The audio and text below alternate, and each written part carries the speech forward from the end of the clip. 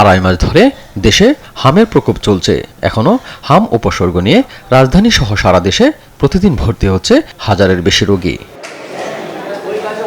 এটি মহাখালী ডিএনসিসি হাসপাতাল। আশুলিয়া থেকে আসা হাম আক্রান্ত 9 বছরের শিশু ইয়ামিনকে হাসপাতালে ভর্তি করতে মরিয়া এই দম্পতি। হামে আক্রান্ত হয়ে ইয়ামিনের শরীর নিস্তেজ হয়ে ঢলে পড়েছে। শরীরের র্যাশ, জ্বর আর মুখের ঘা কাবু করেছে শিশুটিকে। প্রথমে বাড়িতে নিয়ে চিকিৎসা নেওয়ার পরামর্শ দিলেও পরবর্তীতে শিশুটিকে হাসপাতালে ভর্তি করায় চিকিৎসকরা। খাবার করে খাইতেই পারে না, দুলে দুলে খায় বাচ্চা। বাচ্চারা দেখার পরে তারা হইতেছে যে কাগজে ওষুধ লিখে দিয়ে দিয়েছে, খাওয়াও। খাওয়ানোর পরে যদি কমে জায়গা আসার দরকার নাই, যদি না কমে তারপরে আমরা হাসপাতালে ভর্তি করব। ইয়ামিনের মতো এমন শত শত রোগী হাম ও উপসর্গ নিয়ে ভিড় করছে এই হাসপাতালে। আর 6 দিন ধরে জ্বর, ওষুধ খাওয়াইতাছি, কমার কোনো নাই। তা লই আইসি, এখন কইতাছে কয়তো অত হাম হইছে, তা ভর্তি দিছি। প্রথম জ্বর আসছিল, 6 দিন ধরে জ্বর ছাড়ে না।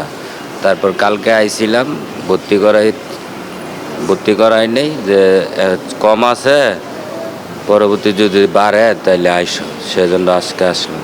হাম মোকাবেলায় স্বাস্থ্যকর্মীরা নিরলস কাজ করলেও হাসপাতালটিতে নার্স সংকট রয়েছে বলে জানা যায়। নার্সেরা যে আমাদের যে একটা ডাকলে তারা আমরা একটা সেবা দিব কি অথবা আমরা একটা আশা দিব, এটা পাইলাম না। আসতে গিয়ে মনে কর প্রায় আধা ঘন্টা 1 ঘন্টা হের পরে যে ওষুধ লিখা দেয়, অনেক মহিলারও তো বোঝে না যে ওষুধটা, কিন্তু তারা বুঝাই দেয় না, যে বলে যে লিখা দিছে ওই ছাড়া কাছে যাও।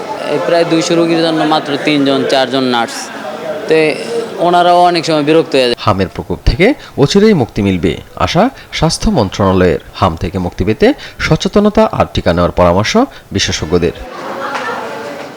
হিমেল, দেশ টিভি, ঢাকা।